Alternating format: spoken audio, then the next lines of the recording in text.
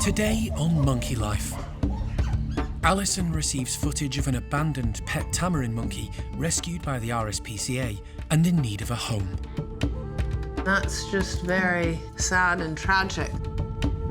Bruce the loris is ready for his close-up as the team check for positive results from his recent Botox session. So we have managed to get a fairly good shot, I think, so we'll have a look at it and review it and see if it's good enough. And golden-cheeked gibbons Kim and Tien cuddle up in a new hideaway.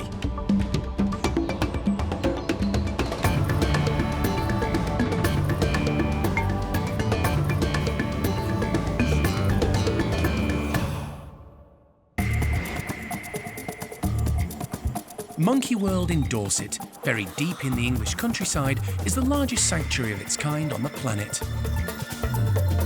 The team, led by Dr. Alison Cronin, rescue and rehabilitate abused and unwanted primates from all over the world. Hopefully she'll walk in as well as he did, so this would be fantastic. Fingers crossed. The park provides a home for more than 260 primates from 24 different species.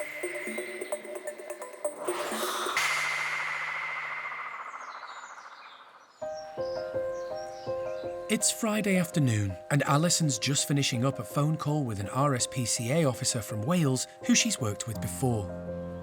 We'll go from there. All right, I hope it goes well. Thank you. Oh, okay.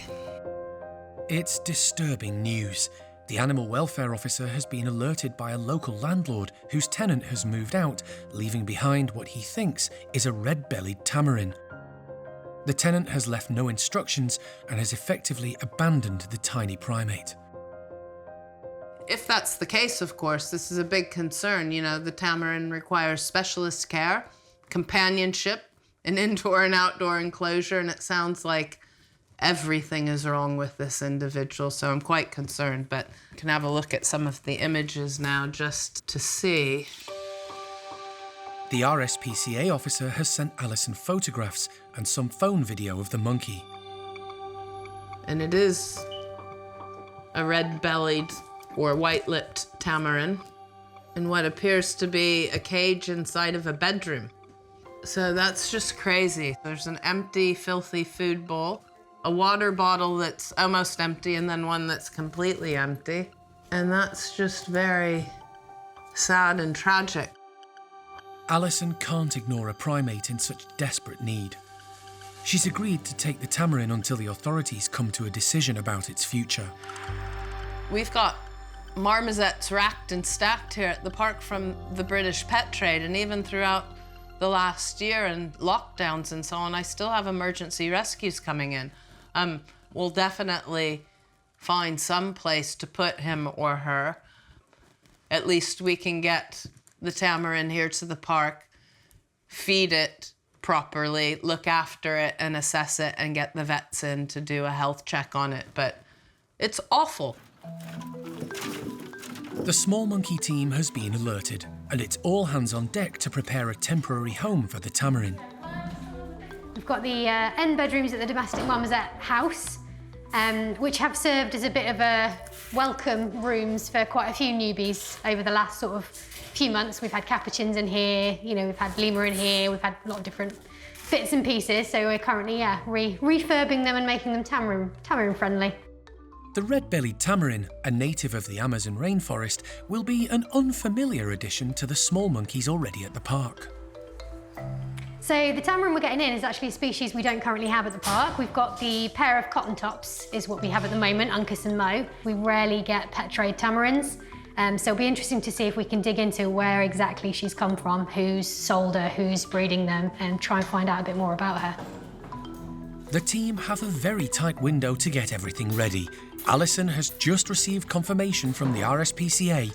The tamarin will arrive tomorrow.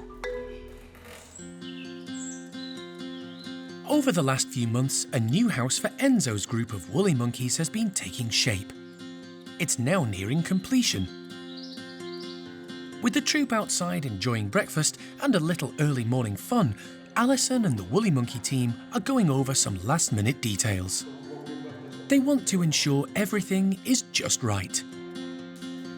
I'm happy with those dangling down because people can then jump and grab. Yeah.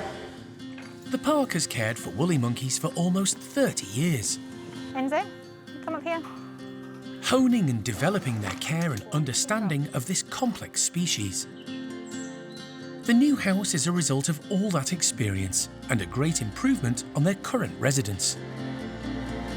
The house that they have is one of the original houses at the park when we first opened 34 years ago.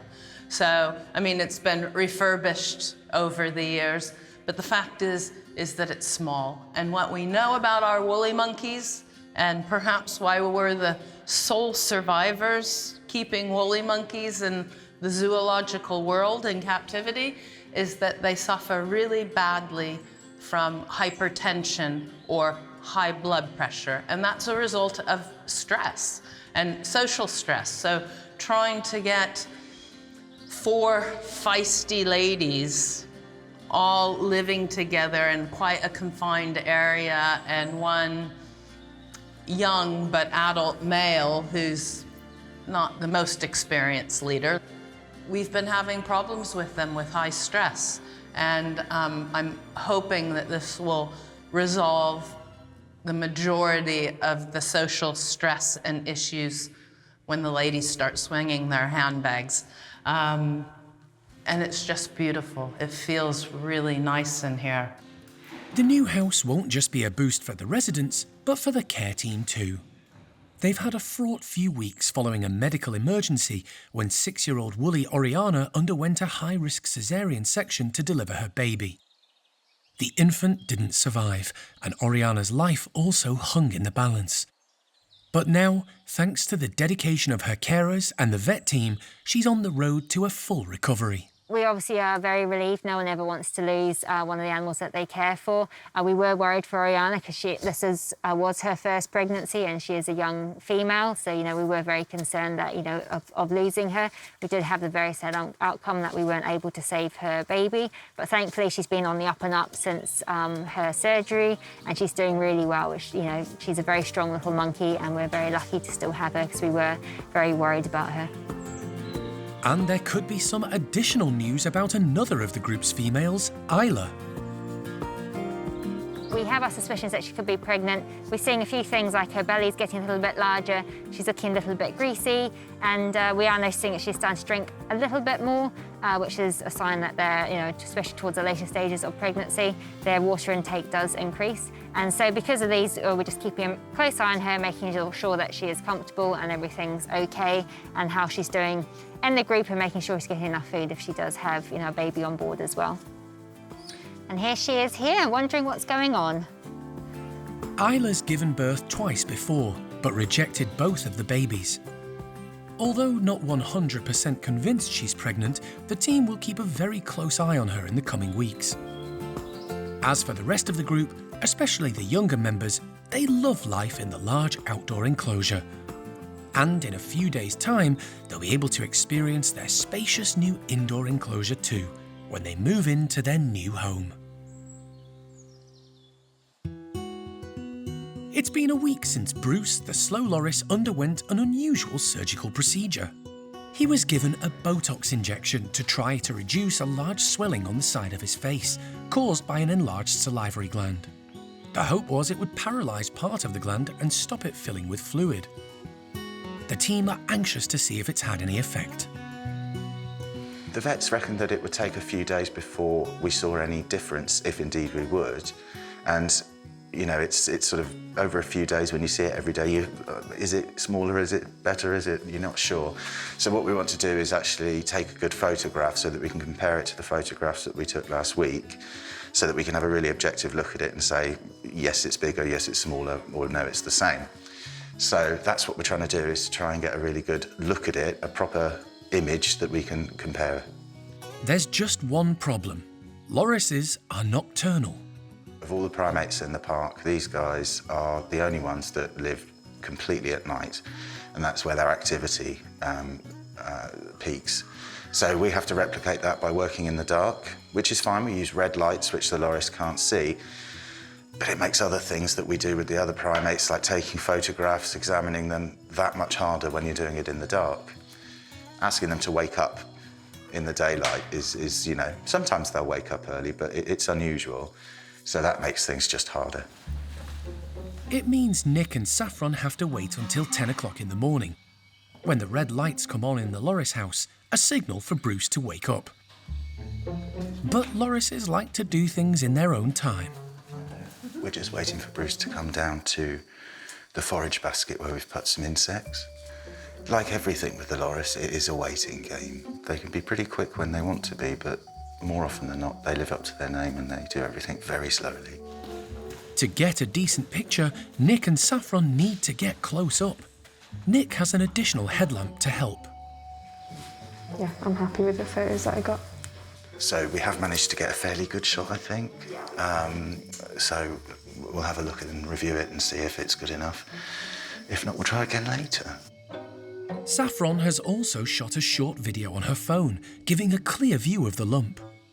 But no, I'm not convinced we've got any real difference. Not yet. Not yet, unfortunately. That's the picture of him on the table. Oh, yeah. So yeah, you can see that there was clearly, the scab yeah. just here.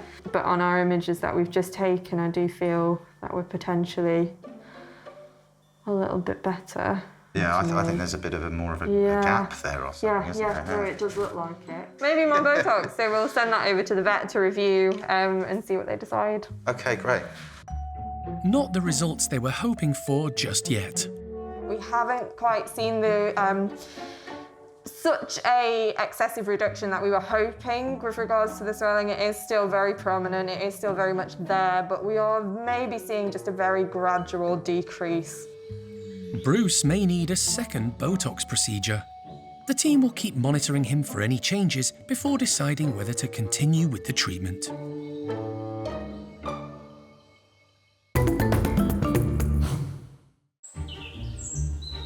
Insects and grubs play a really important part in the diet of many of the park's residents.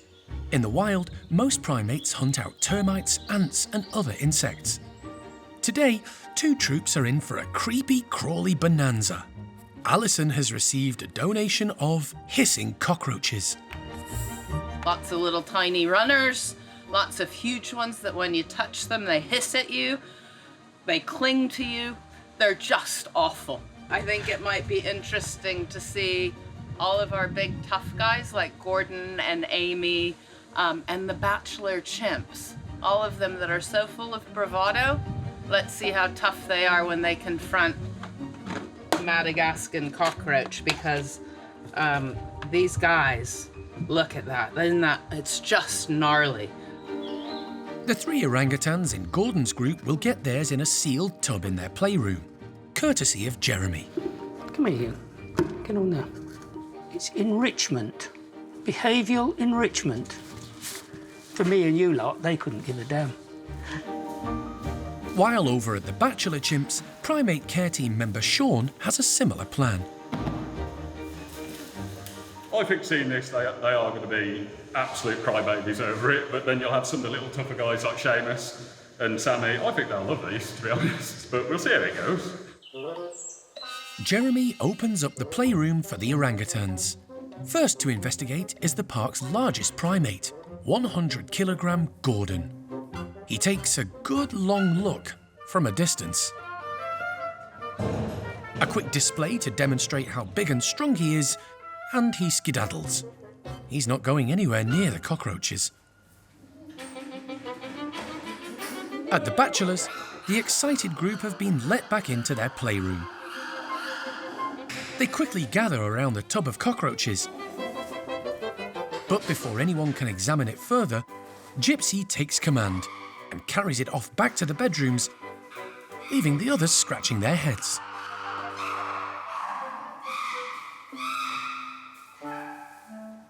At the orangutans, with alpha male Gordon keeping well clear of the cockroaches, his mum Amy shows she's braver and a whole lot more curious.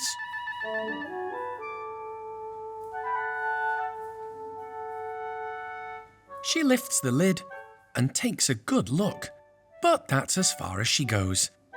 Perhaps the hissing puts her off. She's not inclined to reach inside and grab one of the cockroaches.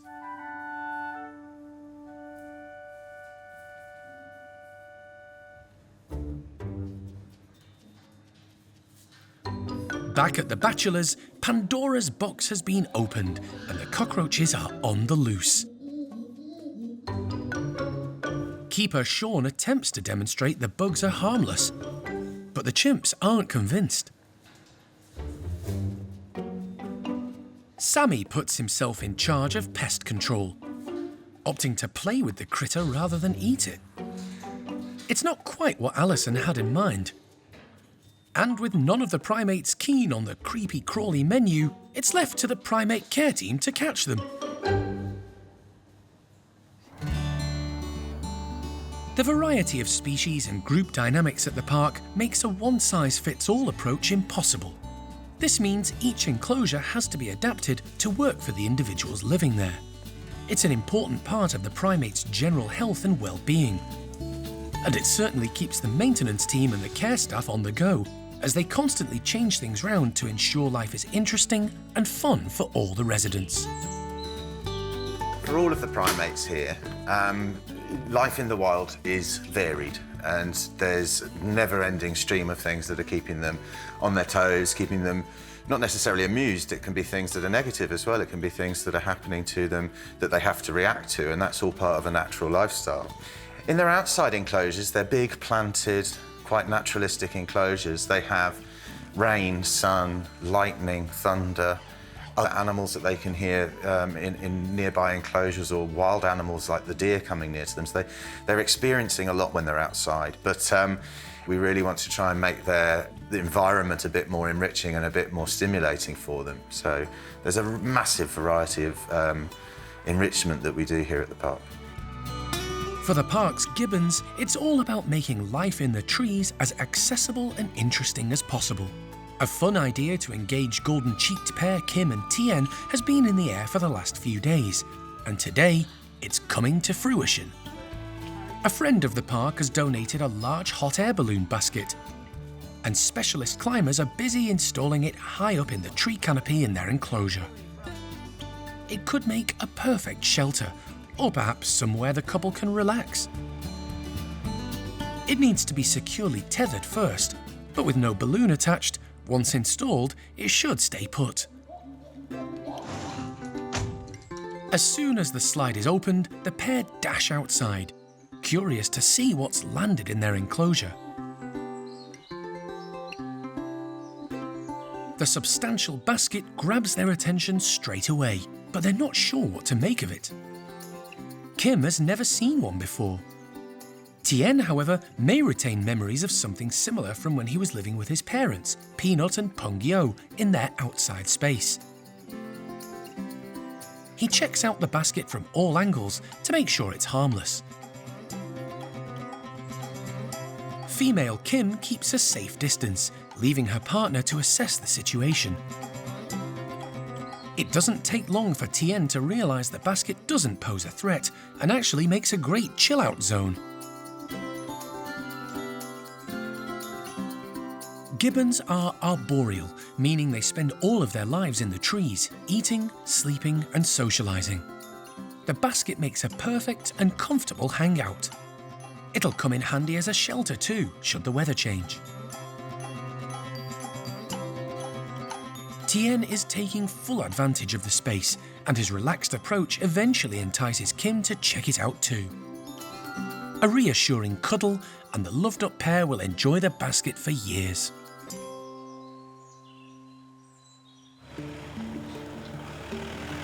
It's late in the evening, and an RSPCA officer has just arrived at the park with a red-bellied tamarin, abandoned at a home in Wales.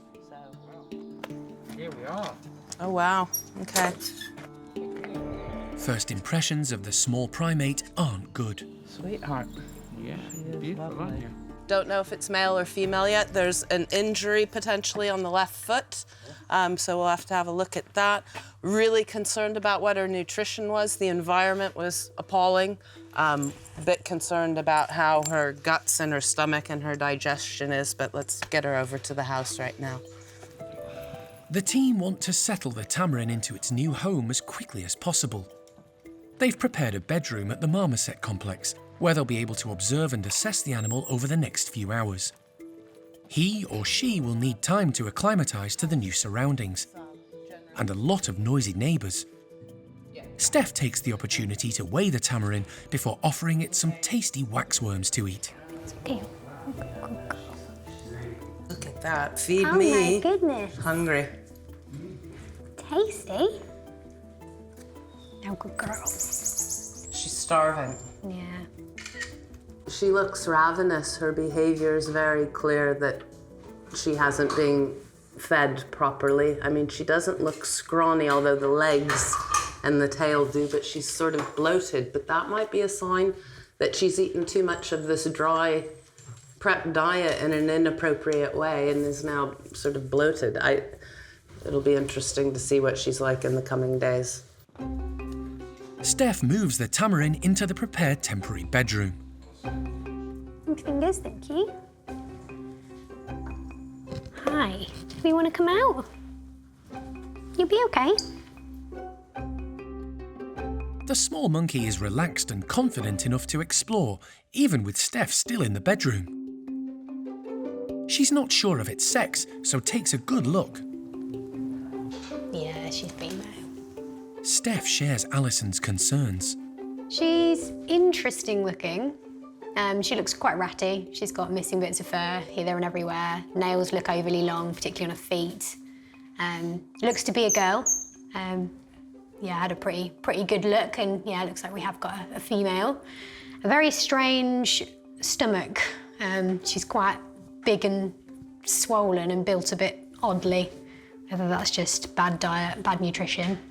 But she's moving around okay, a little bit of bunny hopping, so some indication of rickets. She's just immediately taken D3 in some waxworms, which will help. But she's navigating the enclosure quite well, and she loves waxworms. What's this? Ooh. What's that? Wanna come and see? As a good night treat, Steph offers the tiny tamarin a juicy locust. Hi. Oh my goodness, yep. Oh, crunch. Straight into the head.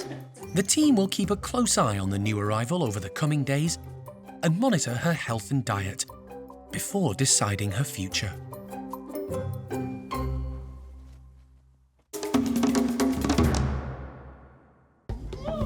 Next time on Monkey Life. Fears for chimp Gypsy as he undergoes a series of tests following a bout of poor health. Spleen, that looks grossly abnormal to me, and I would worry about some sort of growth or changes there. And sunflower stalks prove an electrifying experience for alpha male Bart.